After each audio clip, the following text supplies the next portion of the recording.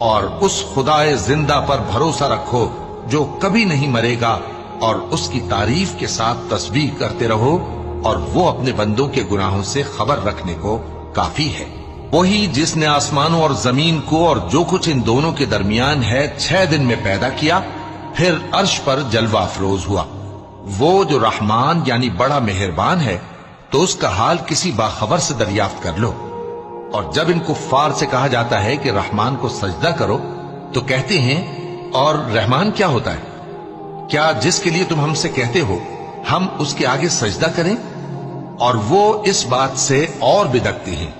بڑی برکت والا ہے وہ جس نے آسمان میں برج بنائے اور ان میں آفتاب کا نہایت روشن چراغ اور چمکتا ہوا چاند بھی بنایا۔ اور وہی تو ہے جس نے رات اور دن کو ایک دوسرے کے پیچھے آنے جانے والا بنایا۔